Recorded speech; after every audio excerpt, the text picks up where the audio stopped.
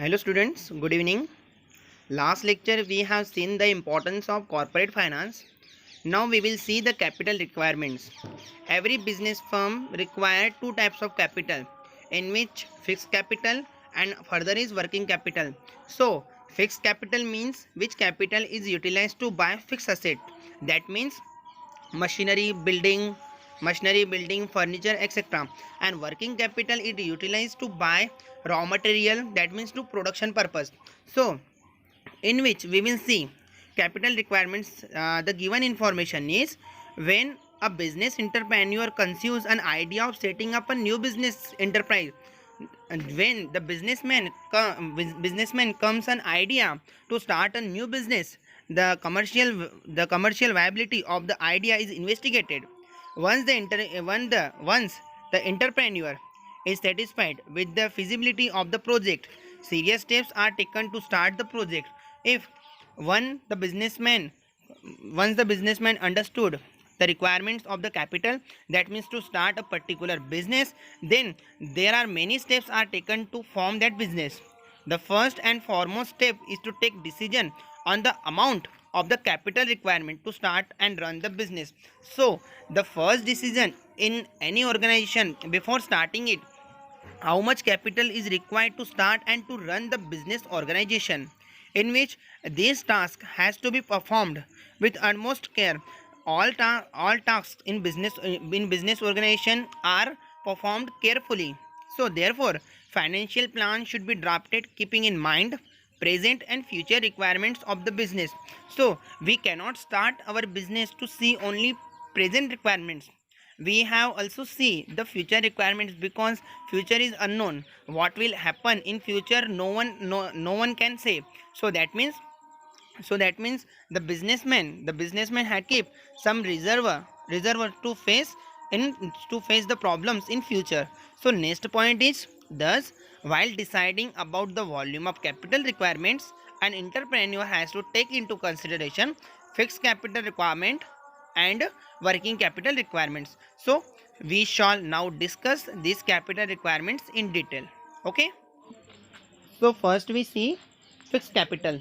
Fixed capital is the capital which we used for buying fixed assets, which are used for a longer period of time in the business. You know that fixed assets are, that means machinery, building, etc. So fixed capital is invested to buy fixed assets, that means which asset you can run in a business more than 1 year. So then these assets are not meant for resale. These assets are not meant for resale. In simple words, fixed capital refer to capital invested for acquiring fixed assets. It stays in a business for long period, almost permanently. For example, if you buy building to start your business, so building is a permanent assets. You need not to change your, if you want to change the place of your business, then you can buy other building. Otherwise you can run your business as a permanently basis on that particular place. So plant and machinery, etc., such such capital is acquired usually at the time of establishment of new company, because to start a new business, minimum you will have to buy building to conduct your business operations. To start production you will have to need some machinery. So these are the basic needs to start any business. However, existing companies may also need such capital for their expansion and development, replacement of equipment. So if your business is started already, so expand your business and develop your business, and otherwise replacement of equipments, that means you will need the fixed capital. So initial planning of fixed capital requirement is made by the company promoters. The company the company started on the basis of finance, because if you want to start a big company, then you will need high capital.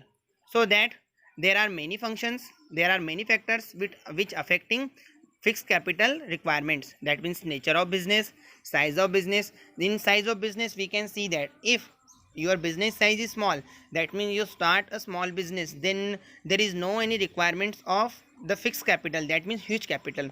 In second point, scope of the business, there are many business firms which are formed to carry on production or distribution on large scale. Such businesses would require more amount of fixed asset, because of if the scope of business is large, then you need the fixed capital is also large. And the next point is extent of lease or rent. If the businessman if the businessman thinks to take building or other material, that means machinery, on a rental basis or lease basis, then he needs not to buy anything. So therefore that means he does not need fixed capital. Then arrangement of subcontract. If the business want to subcontract, that means some process of production to others, limited assets are required to carry out the production, it would minimize the fixed capital requirements of the business. Acquisition of the old assets, in which if old equipments and plants are available at a low price, then it would reduce the need for investment in fixed assets. You can understand this point by reading only. If you get old, that means we can see that in your surrounding, if you want to buy new car, so new car is priced up to 8 lakh, 10 lakh and more than that. And if your neighbor sell his car to you at the low price, that means you at the present time there is no need to invest large capital. That means if you to start your business, if you get machinery furniture at the low price, that means old furniture, old machinery, then there is no need of fixed capital. That means next is acquisition of assets on the concessional rate, that means discount rate, with the view to foster industrial growth at the regional level. The government may provide land and building material as the concessional rate. If that means, see here, look at here, if you start your business, that means you will provide taxes to the government. And if you start your business for the regional purpose, that means at that time government also provide you machinery, furniture at the concessional rate. So at that time also the amount which you pay to the other, it will be less. Then plant and equipments may also be made available on the installment basis. That means there is no need to pay at one time to the all amount. That means you can pay that amount, as in an installment basis. So at the present time there is no need of the fixed capital. Then international conditions, this factor is also very significant. That's mean importance, particularly in large organization carrying business on international level. For example, companies expecting war may decide to invest large funds to expand fixed assets before there is a shortage of material. If there is a condition of war arises, then at that time the businessman will think about to buy the assets. In a businessman will think about not to buy not to invest huge capital in that assets, and there is also the shortage of material, so you need not as a fixed capital. Then trade in economy, if the future of the company is anticipated to bright, it gives green signal to the business entrepreneur to carry out all sorts of the expansion of the business firm. In that case, large amount of funds are invested in fixed assets so as to reap the benefits in future. Population trend, when the population is increasing at the high rate, certain manufacturers find this as an opportunity to expand business. You can see that if the population increases, their needs also increases, and you know that human wants are unlimited. So for example, we see here automobile industry, electronic goods manufacturing industry, ready-made garments, etc., which necessitates huge amount of fixed capital. Because if the population is increased, then there is need to establish a new business firm.